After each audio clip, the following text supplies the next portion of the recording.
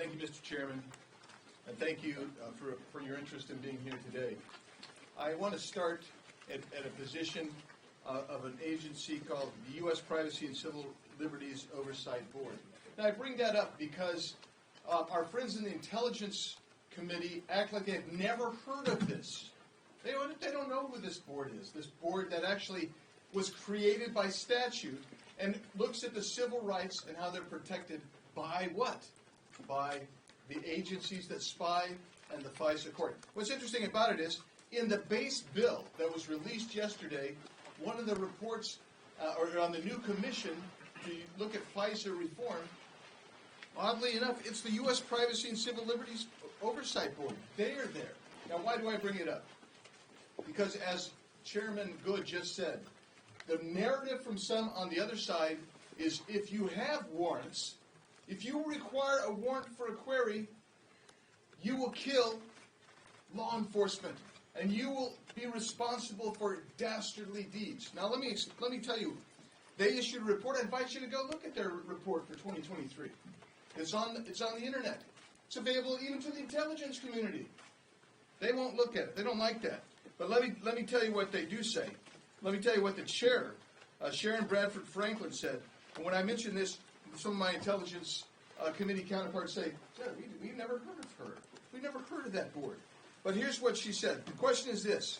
If a warrant requirement only applies to content but not metadata, it includes exceptions for consent searches, defensive cyber queries, and a robust emergency provision to, for example, allow the government to find American hostages, would such a warrant be a de facto ban on the use of 702?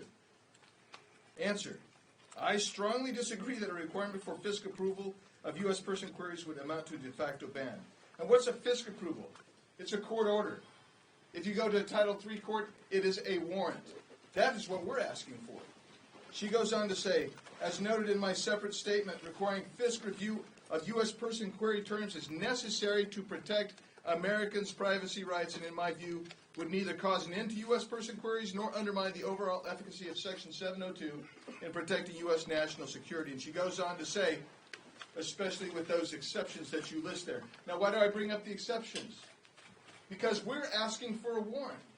And the base bill, you don't have to have a warrant. We're asking for that. We want an amendment. We want a rational amendment process that allows us to argue for some of these things. And when we ask for a warrant, we provide exceptions. The same exceptions that follow the canon of case law under the Fourth Amendment cases. But even more compelling is, where all these blue stickers are, that's where you have exceptions in other areas of the base bill that are exactly like the exceptions that we have in our warrant amendment. The Intelligence Committee said, okay, we'll accept that. We'll accept those exceptions for that stuff. But we don't want a warrant, even if it has those exceptions. That's unreasonable. It's irrational. Now, why do we need to do what we need to do? And I'll go quickly because I know there's a lot of people here who want to talk. Because we're talking, if you look at this is the FISC report from April of 2022. It's the last one I've seen. We have trouble getting data from our friends sometimes. But here's what you need to know. They were doing queries.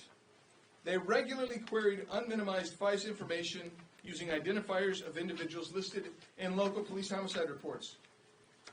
We said, well, maybe they're looking at the perpetrator or the alleged perpetrator. No, they were including victims, next of kin, witnesses. And as the FISC court said, there was no rational reason to believe that they'd find either foreign intelligence or evidence of crime. Then you keep on going. They did the same thing with people arrested in the riots of 2020, in the summer of 2020. They did the same thing with 656 queries with another group of people where they ran these queries to check for derogatory information without any basis to believe that they would find anything related to foreign intelligence or crime. They did this without warrants. What will a warrant do? What a warrant does, it protects the civil rights, the Bill of Rights, the individual rights of American citizens. They did, and I won't keep going because I've got a whole list of these things. But one of the most egregious, one of the most entertaining, yet egregious, well, there's a bunch of them. I mean, they're looking at ex-lovers, new boyfriends of their ex-lovers. They're running those queries. But here's the deal. 19,000 people donated to a political campaign. We don't know whose campaign. They've never disclosed that to us. They did a batch query on all 19,000 donors. What would have prevented that? A warrant. Would that have solved any potential foreign intelligence problem or led to criminal investigation? Answer, no. Who found that? Not Andy Biggs, none of these folks up here. That was found by the FISA court. So, as we go forward, I'm requesting that the Speaker take his base bill, the leadership-based bill, and allow us to have a rational amendment process where we can do things like ask for warrants, see if our colleagues want to have warrants. Let's also stop the purchase of the information that's being scraped off everywhere and compiled in private databases that they want to use.